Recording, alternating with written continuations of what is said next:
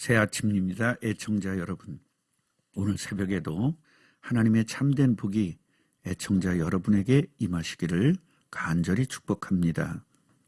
오늘은 하란에 도착한 언약의 야곱이라는 제목으로 말씀드리겠습니다. 오늘 본문은 창세기 29장 1절부터 8절입니다. 야곱이 길을 떠나 동방 사람의 땅에 이르러 본즉 들에 우물이 있고 그 곁에 양 세 떼가 누워 있으니 이는 목자들이 그 우물에서 양떼에게 물을 먹임이라.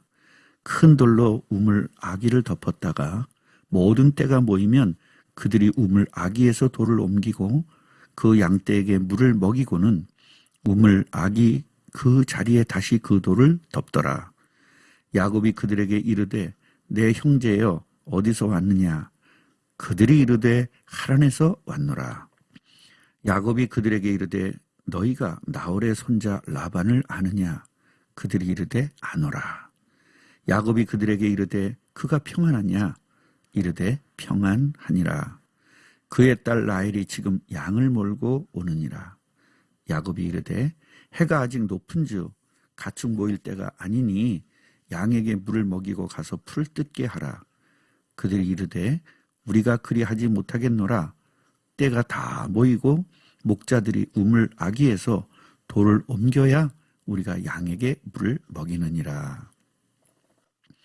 야곱이 형과 아버지를 속였기 때문에 야곱 자신도 외삼촌인 라반에게 속은 것이다 라고 말한다면 그것은 성경의 논리가 아니라 인과응보의 논리가 되는 것입니다. 야곱을 통하여 성경은 인과응보를 가르치는 것이 아니라 구원을 설명하는 것입니다. 야곱의 모든 사건은 여러 가지 이야기를 말할 수 있지만 하나님께서 야곱을 통하여 역사하시고 인도하심을 구원받은 하나님의 자녀들에게 아주 자세하고 세밀하게 설명해 주시는 것입니다. 야곱의 고난과 인도를 통해 인과응보가 아닌 완전하고도 정확하게 하나님의 시간표대로 인도하시는 하나님의 사랑을 깨닫고 우리들의 삶에 적용시켜야 할 것입니다. 본문을 보면 야곱이 동방 사람의 지역에 도착했습니다.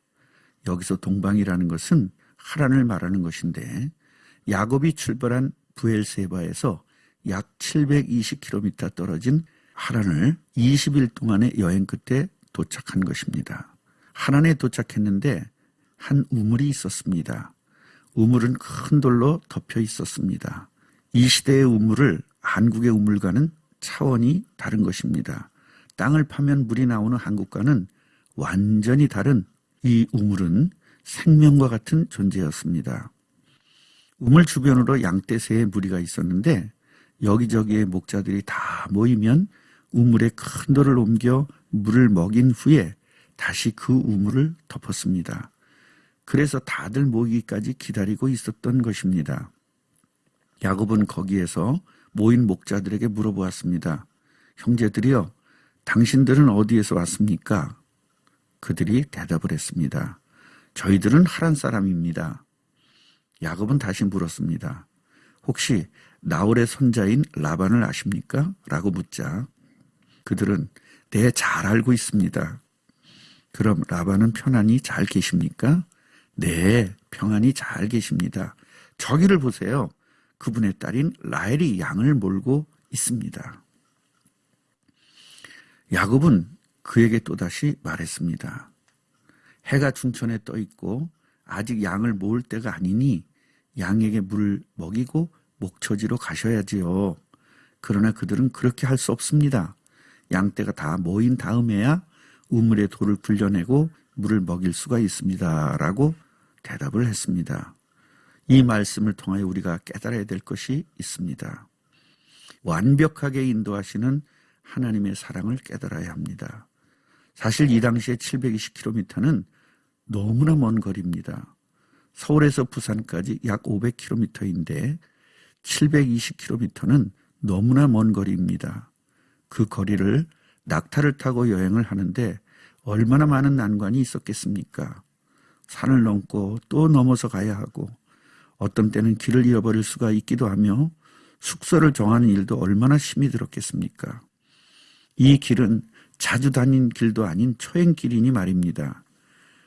그러나 약 20일 걸려서 갔는데 완전히 하나님의 인도와 역사가 아니면 불가능한 일일 것입니다.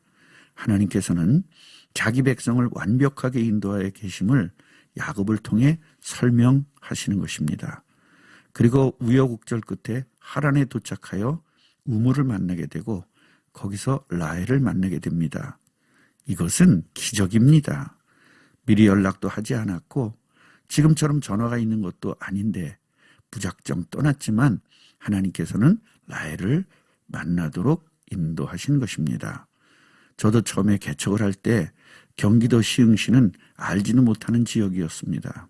그러나 완벽하게 인도하시는 하나님의 인도를 따라서 시흥으로 오게 되었고 단돈 100원도 없는 상태에서 전도를 하면서 성도들을 만나게 되었고 살 집도 없었지만 교회당도 주신 하나님이십니다. 성도 여러분, 하나님의 인도를 확실히 믿고 인도를 따라서 승리가 있는 삶이 되시기를 간절히 축복합니다. 야곱을 하나로 인도하신 이유를 정확하게 알아야 합니다. 그 이유는 목숨을 보존해야 하기 때문입니다. 야곱의 목숨은 단순한 목숨이 아닙니다. 그리스도가 오실 계보의 목숨입니다. 이 목숨이 끊어지면 그리스도가 오시지 못하기 때문입니다. 그래서 에서로부터 목숨을 보존하기 위한 피난이었습니다. 그리고 야곱을 하나로 인도하신 두 번째 이유는 12아들을 낳아야 하기 때문입니다. 단순히 목숨을 살리는 것이 아니라 그리스도가 오실 나라인 이스라엘의 기초인 12명의 아들들을 낳아야 하기 때문입니다. 하란에서 언약의 자손인 라헬과 레아를 만나기 위한 것입니다. 형인에서는 불신앙이 이방 민족 중에서 아내를 삼아서 아버지와 어머니의 근심이 되게 했습니다. 복음 중심의 결혼이어야 하는데 하나님을 배반하는 우상을 섬기는 민족의 딸들과 결혼했기 때문입니다. 야곱은 하란에서 하나님 중심으로 산 라헬과 레아를 만나 언약적 결혼을 하기 위하여 하란으로 인도하신 것입니다. 하나님의 자녀는 인간적인 생각으로 잘 되었다, 못 되었다 따지면 안 되는 것입니다. 하나님의 자녀는 하나님의 뜻을 이룬 것이냐 아니면 하나님의 뜻을 이루지 못한 것이냐로 판가름 나야 합니다. 그러므로 나에게 맞지 않는 것 같지만 하나님의 뜻에 맞으면 감사로 받아들여야 하는 것입니다. 야곱이 자기 집에 있으면 고생도 하지 않고 얼마나 편하게 살 수 있었겠습니까? 그러나 늘 죽음이 두려워하면서 살아야 합니다. 몸은 편할지라도 마음은 늘 불안하게 살아야 하는 것입니다. 결론입니다. 지금 나를 인도하고 계시는 하나님에게 감사하십시다. 지금 나에게 역사하고 계시는 하나님에게 감사하십시다. 앞으로도 나를 인도하시고 역사하실 하나님에게 감사하십시다. 기도하겠습니다.